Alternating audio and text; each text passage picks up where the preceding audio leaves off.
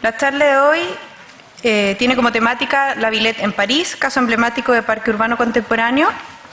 El expositor es Pablo Matus. Pablo es arquitecto titulado en la Universidad de Concepción, actualmente tesista de Magíster Hábitat Sustentable y Eficiencia Energética de la Universidad del Biobío de Chile. Posee además estudios de especialización en estructuras de madera laminada de la misma universidad. Su trayectoria principal ha sido en desarrollo de proyectos arquitectónicos, encargos privados y propuestas públicas. Además ha participado en consultorías de planificación territorial.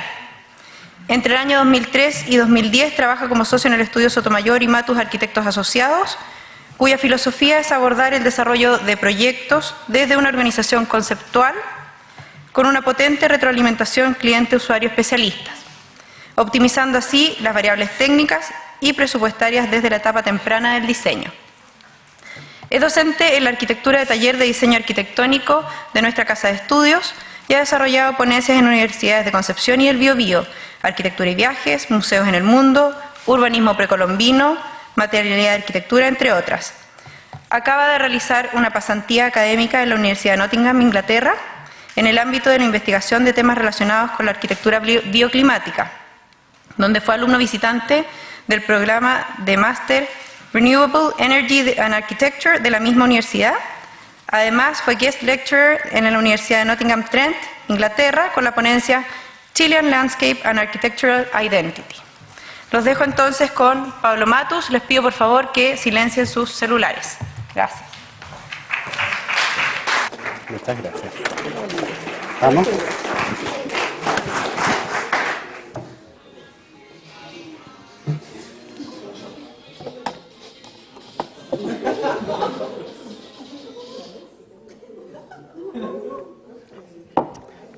Hola, ¿qué tal? Gracias por venir.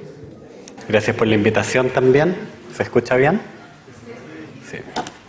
Bueno, creo que nos conocemos con buena parte de ustedes. Hemos sido parte del mismo taller y la presentación que voy a hacer hoy, más que una clase frontal, a mí me gustaría mucho que los hiciera soñar un poco con la idea de viajar y pensar desde la perspectiva del arquitecto que les voy a presentar, Bernard Tschumi, las distintas variables o enfoques que permiten aproximarse a un proyecto. No necesariamente estas tienen que ver con los elementos espaciales específicamente, ni siquiera funcionales. Muchas veces la inspiración o los conceptos provienen desde un espectro muchísimo más amplio. Y a mí me parece que eso es interesante porque tiene que ver con el desarrollo de nosotros como personas, primero, y luego como profesionales. Entonces, en ese sentido, me pareció que presentar este ejemplo y explorar un poco respecto de lo que Bernard Tschumi ha hecho nos permitiría visualizar cómo es esa correlación entre ser personas profesionales con una capacidad de influir positivamente sobre nuestro entorno. Vamos primero de lo macro a lo micro, de lo global a lo particular, como siempre digo en la clase. Entonces vamos a ver el globo. Allí está Europa, allí está Francia, en rojo está París, y es en París donde se localiza el Parque de la Villette, que es el tema de proyecto, una obra, un relato que vamos a ver hoy. Vamos primeramente a conocer algunos aspectos que tienen que ver con el contexto en el cual se engendra y en el cual germina el proyecto del Parque La Villette. Es muy importante destacar que en Francia y particularmente en París existe una tradición muy amplia, muy extensa de utilizar los parques y de cultivarlos con una enorme pasión por la vegetación y una enorme pasión por disfrutar del espacio público, apoderarse de ellos y últimamente también de aprovechar el espacio público para conocerse unos a otros. Tengamos en cuenta que Francia es un lugar que recibe muchos inmigrantes, por lo tanto hay muchas caras nuevas en el país permanentemente. Cuando digo caras nuevas, en realidad debería decir muchas culturas nuevas. Bueno, retomando lo de los jardines, en la imagen superior tenemos una foto aérea del centro de París, donde se ven los jardines de Tullerías que enfrentan el Museo Ex-Palacio del Louvre. Y estos jardines fueron abiertos al público, bueno, fundamentalmente a la aristocracia parisina, en el año 1664, por Luis XIV. No obstante, los jardines ya existían previamente, habían sido mandados a construir por Catalina de Medici. Entonces, desde el siglo XVII, ya en el corazón de París existe un núcleo verde muy interesante, con un alto grado de elaboración y que paulatinamente se fue abriendo a los parisinos que lo hicieron propio, y al día de hoy es una de las postales más relevantes que esa ciudad nos puede entregar. Estas imágenes muestran otros jardines que también están ubicados en el centro de París. Son unas extensiones muy amplias y tienen distintos caracteres.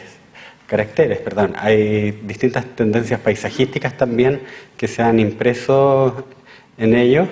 El jardín que está en la imagen superior izquierda para ustedes es el Jardin des Plantes, que es un jardín botánico en el cual se experimenta con hierbas aromáticas, y se han llevado plantas de distintas partes del mundo para ver cómo es su desarrollo vegetativo.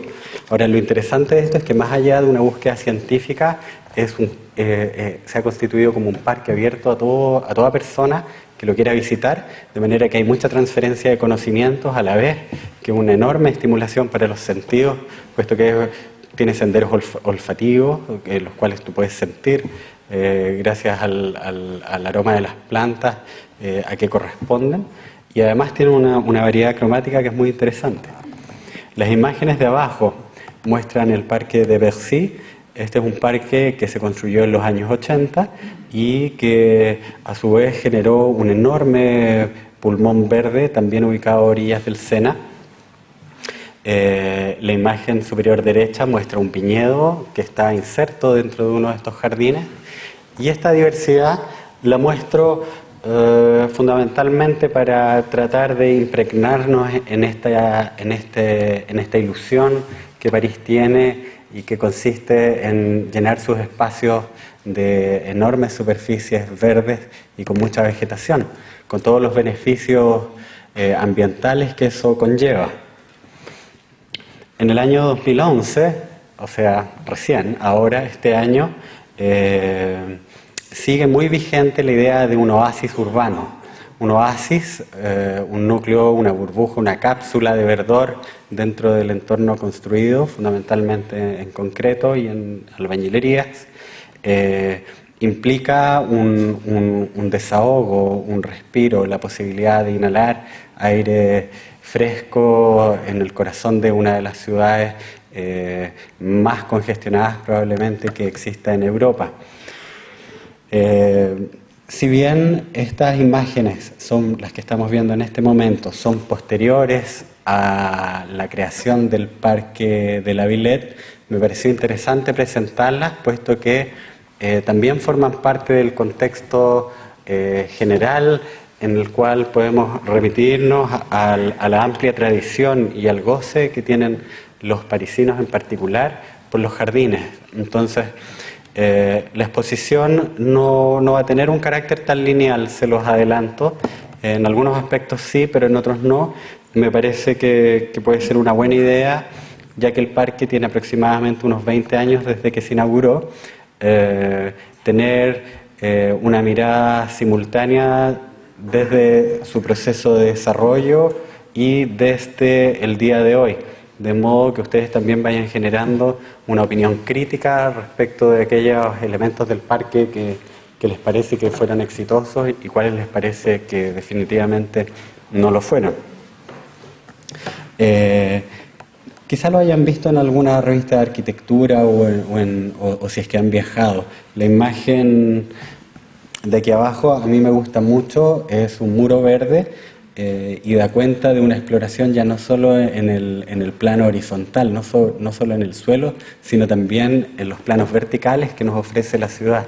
De modo que junto con generar una alfombra verde en estos planos verticales. Patrick Blanc, que es el autor de este muro verde,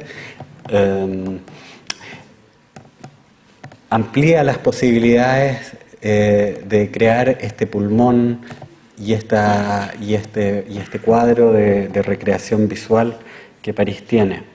La imagen de la derecha es una imagen de ilusión, es una creación, no es un proyecto que esté en carpeta para ser construido, forma parte de una exposición que unos arquitectos franceses hicieron, en las cuales inventaron una realidad verde para cada uno de los distintos distritos que componen la ciudad de París. El mapa de arriba muestra justamente cuáles son estos distritos y en esa imagen que seleccioné ellos hicieron una intervención. Entonces se toman de elementos de infraestructura existente, probablemente zonas degradadas de la ciudad, y las intervienen gracias a las técnicas virtuales, de modo de generar una imagen verde y hacer soñar a las autoridades, lo cual eventualmente puede ser un poco complicado, pero por sobre todo hacer soñar al ciudadano común, al ciudadano de a pie, que se interesa por tener un entorno de mejor calidad. Esta imagen aérea también muestra la ciudad de París en su conjunto, el París metropolitano. Lo que está en azul es el río Sena y que es el eje vertebrador de la ciudad, con una trascendencia histórica muy antigua y hasta nuestros días también es un cauce que presta una utilidad funcional, no solo de recreo visual para los visitantes. Los puntos que están en rojo son algunos de los puntos relevantes que tiene París y que estructuran su configuración urbana. El Museo del Louvre, la Torre Eiffel, esto es el Arco del Triunfo, el Arco de la Defensa probablemente esté un poco más afuera, la Catedral de Notre Dame, y los círculos que están en verde es lo que se ha llamado el trípode verde para una ciudad comprimida. Esto se elaboró en los años 80 y tuvo por objeto generar 3 focos verdes muy potentes para la ciudad, uno de los cuales es el Parque de la Villette, que es el que vamos a revisar en detalle a continuación. Otro es el Parque André Citroën y el Parque de Bercy, que también lo veíamos en unas imágenes previas. Bueno, lo que hemos visto en esta primera etapa, que tiene que ver con lo verde, con la vegetación, con la caracterización y rubrificación del espacio público, es un elemento contextual. Otro elemento contextual es la banlieue. La banlieue o la periferia parisina tiene algunas características especiales y tienen que ver con su composición sociocultural. La periferia de París es la faja de la ciudad en la cual se fueron a vivir fundamentalmente las clases obreras que trabajaban en las industrias, y posteriormente es donde se establecieron el mayor número de inmigrantes. Entonces es en esa periferia donde ocurren los contrastes culturales más importantes en el último siglo, particularmente en las últimas décadas, y es donde conviven o intentan convivir comunidades africanas con comunidades asiáticas, el mundo árabe con el mundo occidental, musulmanes y cristianos, latinoamericanos también, y eso, si bien contiene potencialmente una riqueza cultural enorme, en la medida que eso se constituya un crisol, una fuente de intercambio, también genera conflictos importantes, puesto que hay muchas personas que viven en París sin conocer el idioma que en Francia se habla, el francés obviamente, y sin conocer y sin tener muchas instancias de integración. Y es allí donde la creación del espacio público, independiente de sus características, si más o menos verde, juega un rol trascendental, puesto que constituye una plataforma de interacción social, de interacción cultural, y el espacio en el cual cualquier persona que habite ese país se siente parte de. Bueno, las imágenes muestran un poco de cómo era la banlieue en aquel entonces. También muestran unas imágenes de fines del 2007, creo, si ustedes recuerdan, en que veíamos por televisión cómo la reacción social por disconformidades de toda índole estaba generando destrozos, delincuencia, quema de autos y unas manifestaciones enormes. Ahora, conjuntamente, las banlieues de Europa tienen una cualidad cultural interesante. Hay allí un elemento potencial que probablemente deba ser rescatado y que, en síntesis, debiera tratar de reconocer la diversidad dentro de una ciudad que pretende ser unitaria.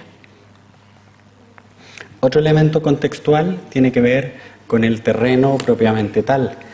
El terreno en el cual se emplaza el Parque de la Villette previamente albergó un matadero y un mercado de carnes, con grandes superficies destinadas al faenamiento de los animales y también al estacionamiento de camiones que llegaban. Conjuntamente existían en esta zona dos canales importantes, uno de los cuales permitía ingresar con mercaderías desde el territorio francés hacia el centro de la ciudad.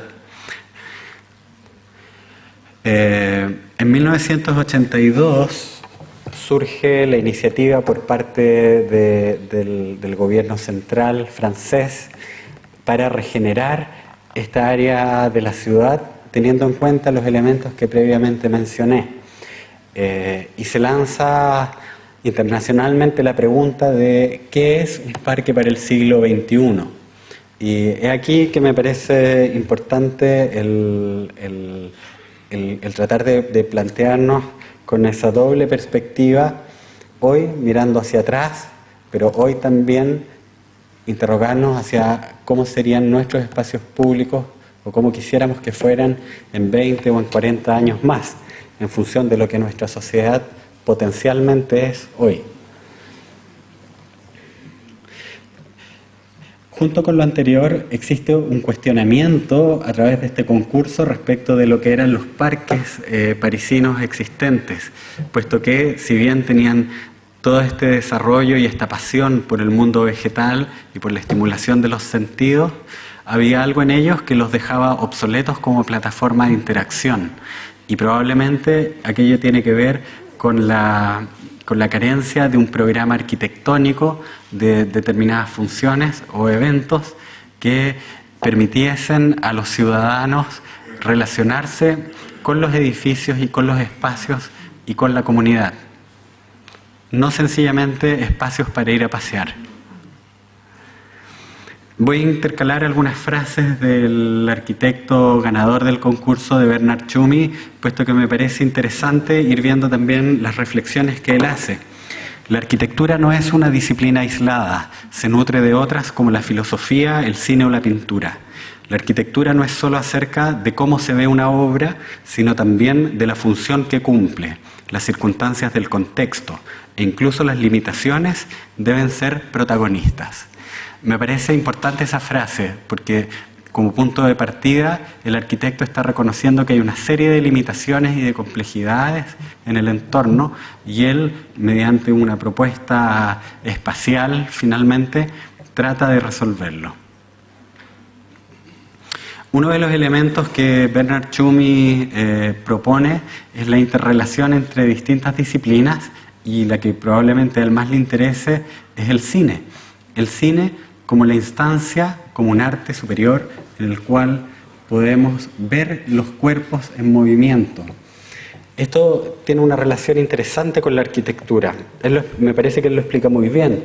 Cuando dice arquitectura es movimiento y eventos, es la relación entre movimiento y espacio, entre cine y arquitectura, puesto que los planos que habitualmente vemos de los proyectos son planos fríos, son planos que describen las características físicas de los espacios, pero no describen la manera como ellos se utilizan en un sentido dinámico, en un sentido que incorpore también la variable del tiempo, no solo el alto, el ancho, la profundidad, sino también cómo se desplazan los seres humanos dentro de estos recintos. Entonces, lo que hace Bernard Tschumi es que toma algunas imágenes de películas y que son las 3 imágenes en formato cuadrado ahí arriba, y a través de ejercicios plásticos, ejercicios de dibujo y de configuración del espacio, trata de reinterpretarlos en arquitectura. Eso es lo que vemos ahí abajo.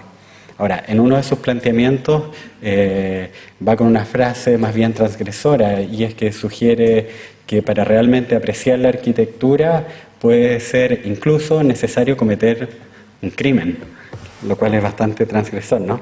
Pero lo que él está queriendo decir es que, bueno, al ver ese cuerpo lanzado desde una ventana de un piso superior, probablemente también vamos a apreciar cuál es el recorrido que hace a través del espacio. Vamos ahora a la propuesta.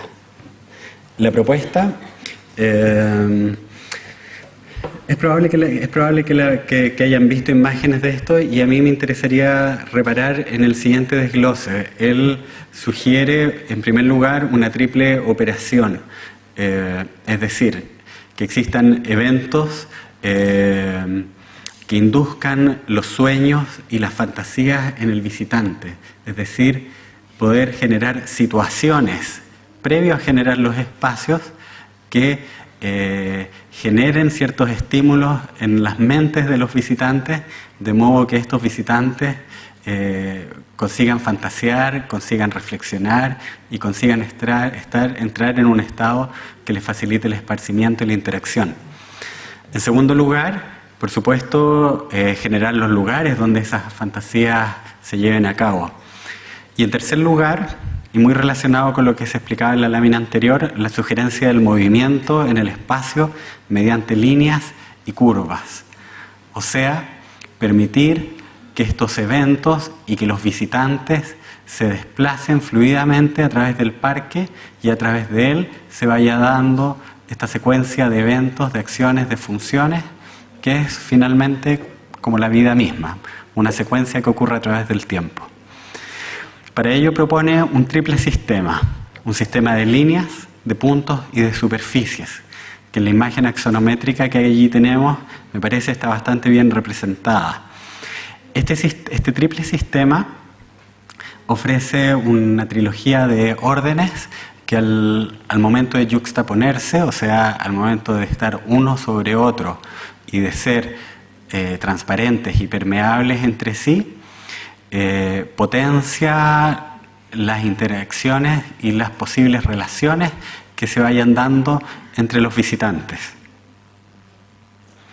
Esta es una imagen aérea actual del Parque de la Villette, donde podemos distinguir los elementos que previamente estaban en la axonométrica. Todo esto es la superficie que ocupa.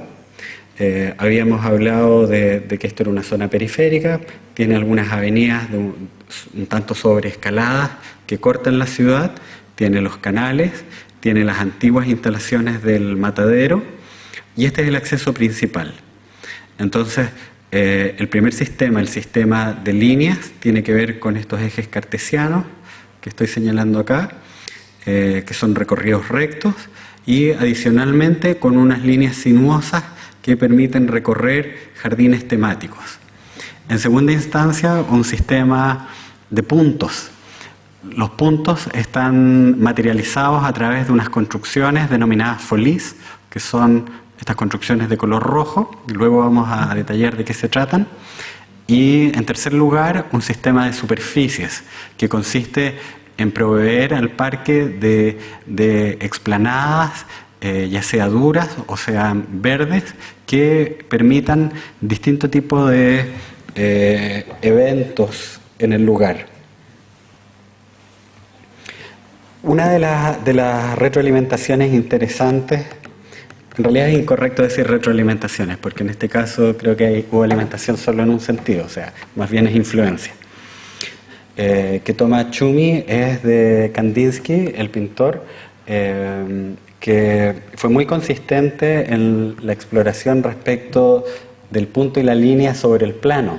Ahora, claro, el pintor trabaja en un formato de 2 dimensiones y el arquitecto trabaja con la tridimensionalidad.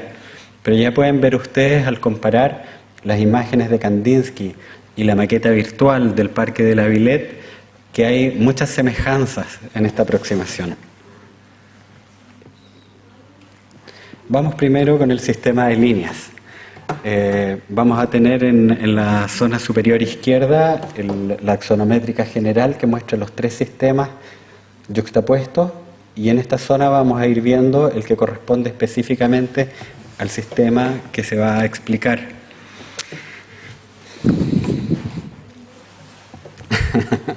El sistema de líneas. El sistema de líneas, los ejes cartesianos y la senda de los jardines temáticos son las sendas principales por las cuales el visitante se desplaza.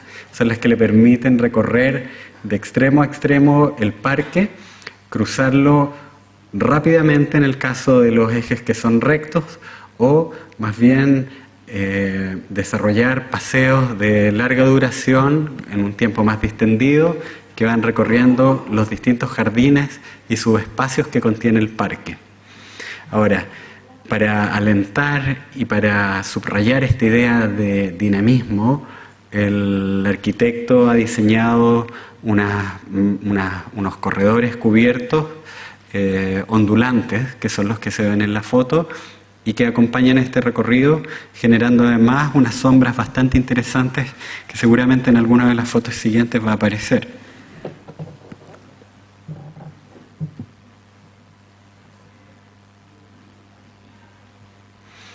Esta es una imagen del canal principal, el canal Urq, en el cual también están presentes la axialidad, y esta axialidad está flanqueada por estas construcciones rojas que son las folís.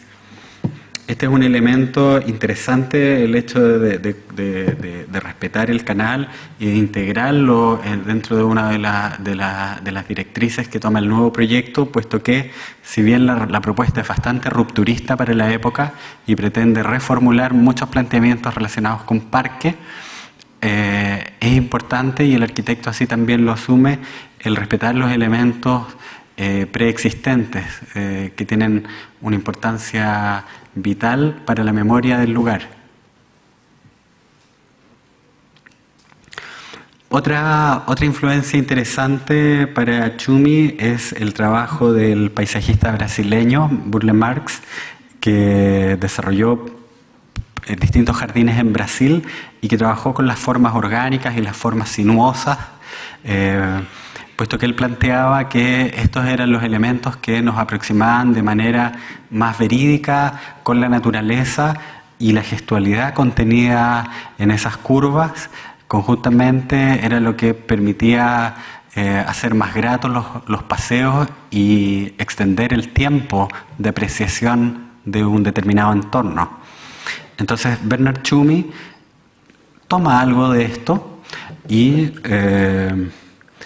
asume también que hay una senda serpenteante que hilvana otros aspectos del proyecto. Esto ya no pretende ser un elemento de amarre a la manera como son las líneas rectas, que son grandes columnas vertebrales para el proyecto, sino que más bien es una senda de internación en una secuencia de subespacios, algunos de los cuales están mostrados en esta lámina.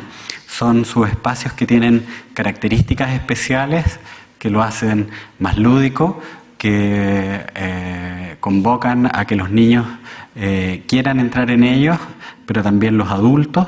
Entonces tenemos, por ejemplo, el Jardín de las Dunas, que es un jardín en el cual los niños, como el de la foto, no paran de saltar. El Jardín de los Espejos, que introduce la variable del reflejo en el espacio público, y eso también tiene una connotación filosófica. El Jardín del Dragón, que nuevamente es un viaje hacia el mundo de los sueños. Y el Jardín del Bambú, que es una inmersión en un mundo vegetal que nos retrotrae a los espacios verdes orientales probablemente. La imagen central muestra uno de los segmentos o podríamos llamarlos episodios, ya que estamos hablando de eventos en movimiento, de capítulos que se narran a través del recorrido. Entonces esa sinuosidad es la que, como decía previamente, va hilvanando los distintos fragmentos de este parque. El sistema de puntos. El sistema de puntos es un sistema reticular con estos puntos rojos hasta ahora, distribuidos en una trama de 120 por 120 metros. A estos puntos rojos, hasta ahora, les llamaron folies, que significa locuras, y que son no otra cosa que cubos de 10 por 10 por 10 metros, que no tienen una función determinada, y sobre los cuales se ha hecho un juego de constructivismo. El plano de abajo muestra, me parece que las luces impiden ver el color rojo de fondo, pero lo pueden más o menos imaginar. Es un plano que está puesto en el parque y en el cual están muy resaltados estos cuadraditos rojos distribuidos en toda la extensión. Entonces, si previamente habíamos visto el sistema de líneas que nos permite, a la manera de como lo explica Kevin Lynch, estructurar recorridos, inicios, términos, los puntos lo que hacen es generar una retícula que amalgama, que unifica el conjunto también. Ahora, dar un sentido de lugar a un territorio siempre es complicado porque tiene que ver con la búsqueda de una identidad. Entonces Bernard Tschumi se pregunta, bueno, ¿qué es lo que yo puedo generar para conseguir algo irrepetible, algo que cuando lo veamos en el futuro sea como cuando nos muestran una cabina telefónica roja con ventanitas cuadriculadas? No necesitamos ni siquiera pensarlo, sabemos de inmediato que corresponde a Londres. Y él dice, bueno, voy a hacer lo mismo, pero lo voy a hacer con estos cubos rojos desconstruidos. A la derecha hay distintas palabras que Bernard Tschumi utiliza como conceptos y como elementos inspiradores, no solo de esta propuesta, sino también de otras. Y me pareció interesante incluirlas, en particular para luego seguir conversando sobre ellas con mis alumnos del taller, con quienes el otro día teníamos un interesante debate respecto de cómo denominar los proyectos o cómo partir. Pero les sirve a todos. Eso, bueno, es la terminología recurrente en el discurso de Tschumi. Ahora, la imagen de la izquierda es sumamente relevante, puesto que ustedes pueden observar que hay una imagen unitaria, un volumen muy conocido, el cubo, y desde este cubo se empieza a desconstruir no solamente la volumetría, sino también el programa. Lo que Tschumi plantea es que este tema del programa arquitectónico en un parque es muy importante que esté suficientemente repartido, distribuido, desparramado en toda la superficie para así generar puntos vitales en todo el parque. Y esta imagen un poco demuestra eso, son trozos, son fragmentos del cubo principal que van volando en distintas direcciones y que finalmente se emplazan como folies o como locuras, construcciones en la trama de 120 por 120 que mostraba previamente. Bernard Tschumi dice, los fragmentos de este cubo se relocalizan desde una matriz combinatoria o una matriz híbrida de folies. Me gusta esta frase, no existe arquitectura si no hay eventos ocurriendo en los espacios. Un programa es algo que es repetido, que es parte de los hábitos, lo podemos dimensionar en metros cuadrados. Eso es lo que habitualmente hacemos. Pero si nos piden dimensionar un evento, ¿cómo lo hacemos? El esquema de yuxtaposiciones para la Villette propicia la generación de eventos inesperados en su triple sistema. esa diferenciación, que bien puede ser de carácter filosófico, me parece interesante, porque en un parque, en la vida que ustedes puedan imaginar para un parque, a lo mejor es tan importante ser capaz de generar una atmósfera que dilate, que extienda un momento de reflexión o de contemplación, o bien que estimule a los niños a pasarlo mejor, o que genere que dos personas encontrarse quieran darse un abrazo. Pero esos son momentos que existen en nuestra mente, en nuestro imaginario, pero que no existen exactamente en los planos de plantas, cortes y elevaciones que solemos dibujar. Entonces es allí donde Bernard Tschumi se detiene y dice, bueno, seamos capaces de leer en esta capa que está por debajo, que es más bien silenciosa al minuto de proyectar, pero que al momento de ponerse en marcha y de ejecutarse los proyectos es lo que adquiere mayor relevancia, porque es la forma como los seres humanos habitamos los espacios. Bien, esto está bastante relacionado con la imagen del cubo que se reparte. Es un cubo que ha sido sometido a un juego de desensamble y reensamble, y conjuntamente a la dispersión de funciones y de eventos a través del parque. Entonces podemos ver que hay elementos tan diversos como un kiosco o un planetario, y para ello las folies, estas construcciones rojas, tienen la suficiente flexibilidad como para ir tomando distintas funciones. Ahí está, en un contexto distinto, solamente juega con el agua. Hay una pileta y un espejo de agua aquí abajo, y esta rueda va tomando el agua y la deja caer. Entonces va generando cascadas, genera sonido, y además tiene el juego mecánico de los engranajes que lo hace sumamente interesante. Este otro es un mirador y desarrolla una rampa alrededor de la estructura principal que finalmente llega a una plataforma en altura. Ahora, al verlas en una mirada descuidada son todas bastante parecidas, pero al detenernos y al confrontarlas son bastante distintas en la manera como van configurando los espacios y en las posibilidades que ofrecen para su apropiación. Este es el caso de otra folie en la cual se hizo un concierto. Entonces la folie opera como marco, como respaldo para el escenario.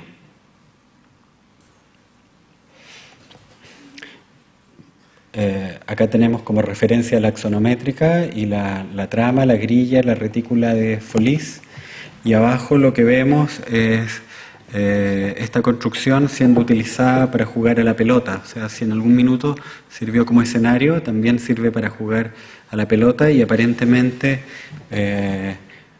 la madre o quienes cuidan a los niños están conformes de que esto tenga una baranda, puesto que si el niño no se va a caer ni se va a arrancar del lugar. Entonces, tiene prestaciones múltiples. La imagen de la derecha es un trozo de folie, es a la manera del cubo que explotaba. Hay un trozo de esta folie que quedó adosado a un edificio existente, y de esa manera también lo integra.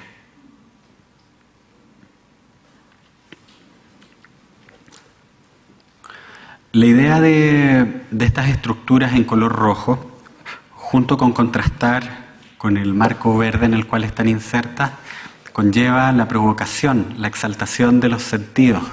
Es un color que es fácilmente memorizable, y asociado con estas estructuras de formas tan singulares, configuran una postal interesante, me parece.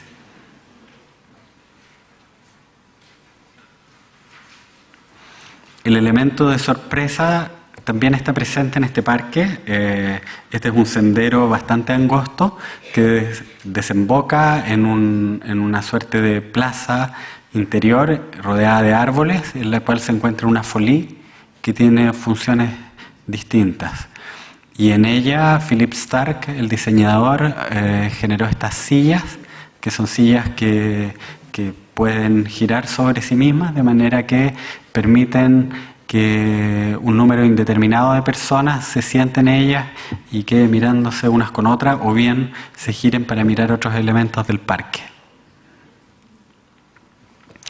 El tercer elemento son las superficies. Vimos las líneas, vimos los puntos y ahora están las superficies, que son extensiones verdes o duras en la cual se pueden llevar a cabo distintas actividades. En la foto inferior hay un grupo de personas esperando que se inicie una performance.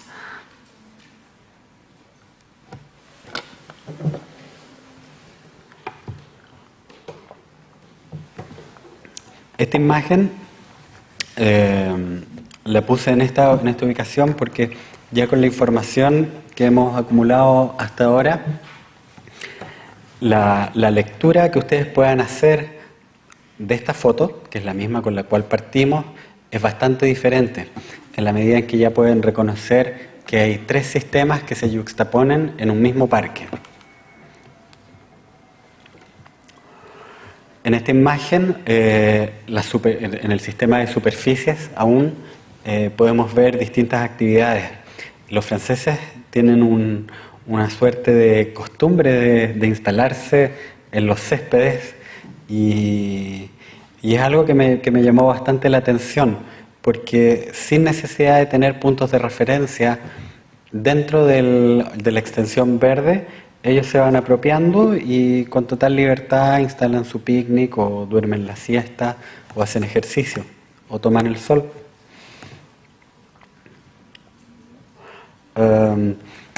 Bien, la idea de esta propuesta se reforzó con el tiempo y se albergaron nuevos edificios en este parque, en los cuales no vamos a profundizar ahora porque cada uno de ellos daría para una exposición individual, pero solamente traigo a colación que los más relevantes son la Ciudad de la Música y la Ciudad de las Ciencias.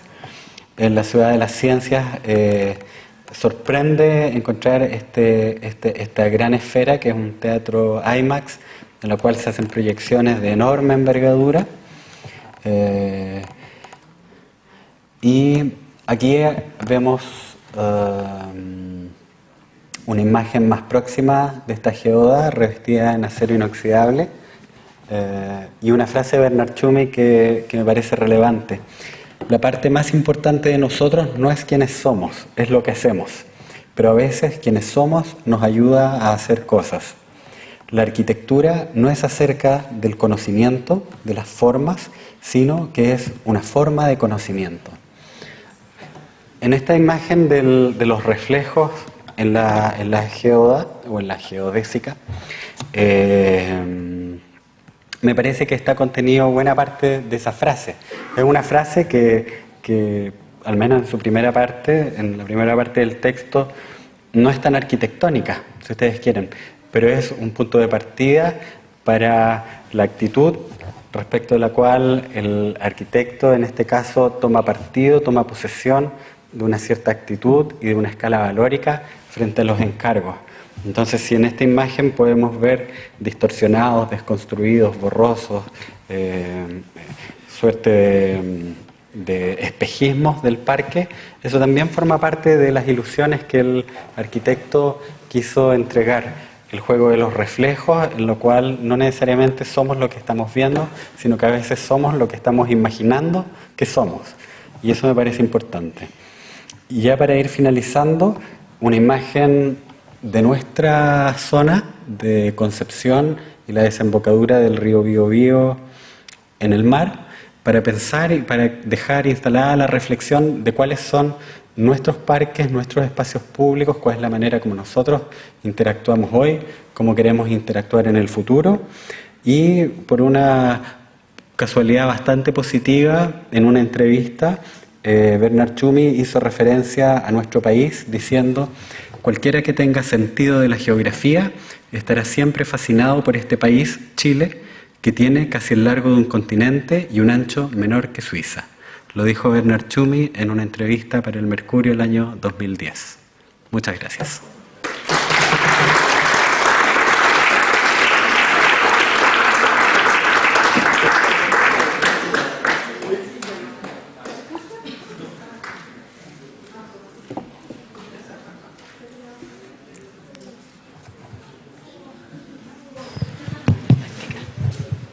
Ya, las preguntas.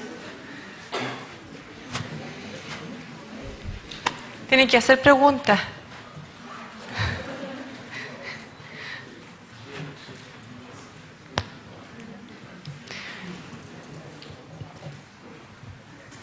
¿Por acá? ¿Qué hora es? Estamos en la hora. Parece que entendieron demasiado bien. ¿Alguna pregunta? Ya. Hola, profesor. Hola, ¿qué tal? Lo felicito por la exposición. No conocía el parque, Muchas gracias. así que lo conocí, creo que relativamente bien con su exposición. Bueno, pensé un poco en cómo partió usted presentando, que hablaba de esta propuesta que se articulaba en tres partes que eran esenciales: el punto, las líneas y la superficie. Me llamó la atención eso porque me parece que es un punto de partida que a veces suele estar, no sé, lo digo como alumno, como más avanzado. A ver, de nuevo, da la impresión de que los proyectos siempre tienen un inicio que es bien conceptual y bien claro, como una idea fuerza. Y usted, al presentar este proyecto, da la impresión de que son tres ideas que son demasiado complejas de, digamos, de manejar, pero las maneja súper bien el arquitecto. Digamos, no hay una gran potente que es como la que siempre se nos exige o se necesita para entenderlo. Entonces, no sé qué visión tiene usted, si eso representa un poco a la complejidad del arquitecto o más bien tiene que ver con una cosa de época, como de la época en que se hacía, en la década de los 80, no sé, el deconstructivismo, que Sí. si responde a eso, responde, digamos, a una... Mira, la propuesta fue absolutamente revolucionaria para su momento. Este tipo de planteamiento no tiene nada que ver con los parques que hasta entonces se conocían. Pero tú tienes razón, creo yo, en algo, y que manejar un conjunto de variables simultáneamente tiene un grado de complejidad. Ahora, en la medida que esa complejidad esté asumida desde un comienzo y que haya claridad para visualizar la complejidad constituye un potencial y constituye un elemento fuerte para el proyecto. Yo no sé si esto es más complejo que otra fórmula realmente, pero me parece que llega desde distintos frentes con una propuesta que no solamente es espacial, sino que también es una reflexión sociológica. Y desde esos tres frentes me parece que la aborda bastante bien, porque se extiende sobre un determinado territorio, pero no se extiende de una forma aleatoria, se extiende de una manera planificada, integrando esa complejidad, si tú quieres, como elemento fundamental de diseño.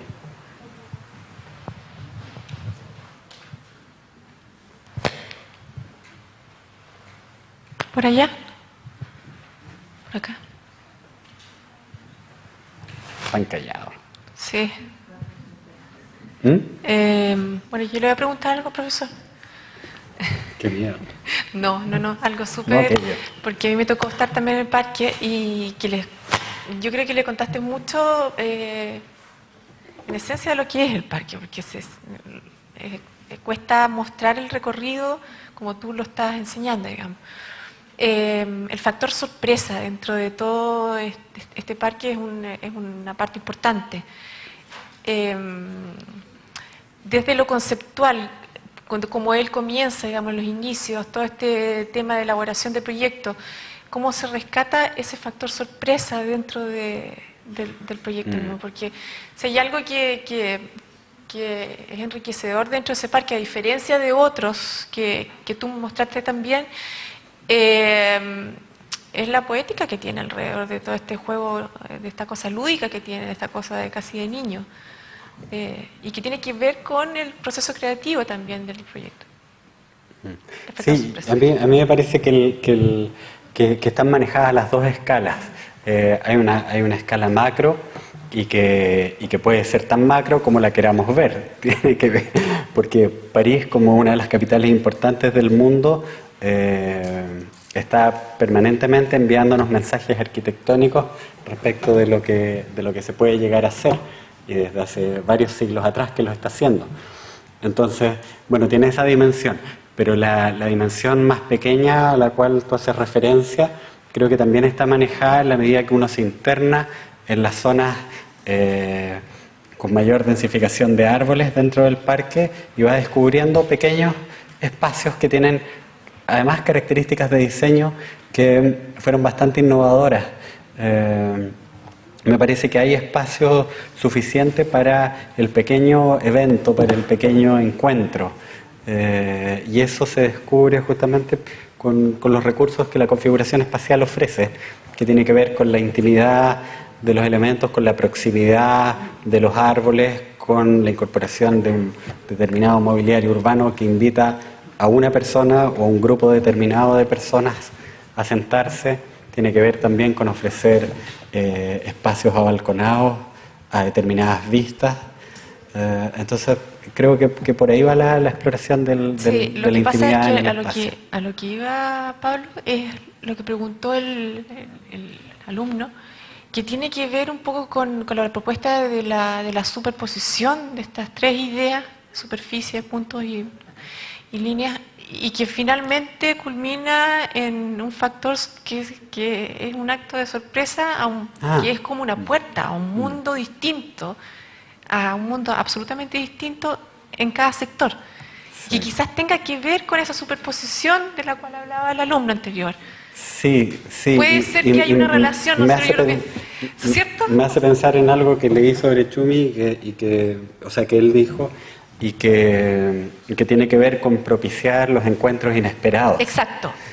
Entonces, y eso justamente se da por esta yuxtaposición de tres sistemas que pueden ser bastante, justamente como nos proponen, tres órdenes que se superponen y que se transparentan entre sí, que interactúan entre sí. Eventualmente no sabemos con lo que nos vamos a encontrar cuando interactúa la grilla con los ejes. Exactamente. O cuando interactúa la línea sinuosa dentro de una superficie. Entonces, efectivamente ocurre eso. Es como lo inesperado que decías tú, y hay una... a eso responde un poco también a lo que el alumno preguntaba, o sea, no es una sola propuesta lo que hace, lo que pasa es que la propuesta quizá está desde las tres en una, y el factor inesperado es ese mundo mágico que tú logras, que lograste mostrar, que está en cada rincón, o sea, que se traslada a cada rincón. Es una sola propuesta, de hecho. No es así. Efectivamente aquí hay una idea, que es generar encuentros inesperados. Pero eso lo trabaja con un sistema en el cual se proponen tres conceptos. Pero la idea es una. Porque si él hubiese dicho, mira, voy a trabajar tres ideas por separado, es un desorden. Lo que la une es la idea rectora, y eso está detrás de esas tres, que es un sistema de trabajo. Entonces tú tienes un fundamento, y luego el fundamento vienen propósitos. Y en esos propósitos, que pueden ser múltiples, tú estableces cómo vas a lograr materializar esa idea, que es generar encuentros casuales, encuentros múltiples. Esa es la idea fuerza. Y esa idea la materializa en el espacio bajo un sistema de tres órdenes. Sí, y hay otra cosa que también está dentro de eso, si voy para allá. Lo que pasa es que es interesante este tema porque el factor inesperado que dice es como, ya se me fue la idea, ¿viste? Es abrir el, ¿cómo se llama? A un mundo nuevo. Sí, ¿tú quieres? Lo que me da la impresión es que, o sea, contestando al profesor, es que podía haber sido lo más bien pensado de atrás hacia adelante. O sea, me entiende que no necesariamente se parte de la idea, eso es. Se puede partir desde, como decía, de los tres factores y ver qué sucede. Me da la impresión que eso puede ser más correcto. No entendí la pregunta. No, si no es una pregunta, sino que es como lo pensó de atrás hacia adelante. No partió del concepto, me da la impresión. Eso. Sí, lo que pasa es que como yo lo veo, y a lo mejor llevándolo extrapolándolo a cualquier ejercicio de diseño, cuando enfrentamos un proyecto, lo que estamos haciendo es generar una hipótesis. Estamos diciendo esto a través de esta configuración espacial, a través de esta fórmula espacial, va a producir tal manera de vivir o tal manera de habitar. Pero eso hasta el minuto en que no se construye y que no es habitado, solamente es una hipótesis, es una tesis, es una idea de lo que creemos puede ser. Entonces siempre se parte desde eso, y en particular, si es que en este caso hay un arquitecto que está haciendo un planteamiento que simultáneamente es muy teórico. Ahora, también me gustaría decir algunas cosas que no aparecen representadas en las fotos y que no fueron tan exitosas. Uno de los elementos que se pretendía era privilegiar la interacción social, y particularmente en un sector de París, en la periferia, que estaba bastante degradado y donde se estaba generando una muy dificultosa interacción sociocultural. Ahora, ¿qué pasó con la creación de este proyecto?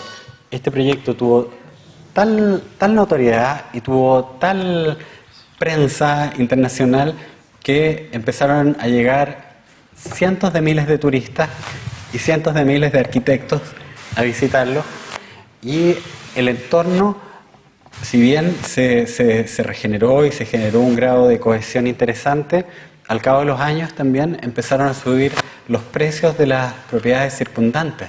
Por lo tanto, quienes vivían allí, porque tenían una cierta condición socioeconómica, tuvieron que abandonar el lugar y desplazarse hacia otros lugares. Entonces es altamente probable que en otro sector de París esté un porcentaje que no es mayoritario, pero es un porcentaje al fin y al cabo de aquellos que fueron desplazados por esta propuesta innovadora y entre comillas integradora, que también es un efecto colateral que tienen los proyectos de regeneración urbana. ¿Alguien más? ¿El señor que está durmiendo ahí? ¿Alguien más? Vamos a apuntar desde aquí. ¿Alguna otra pregunta? ¿Queda clarísimo? Bueno, le damos las gracias a Pablo por la exposición. Muchas gracias.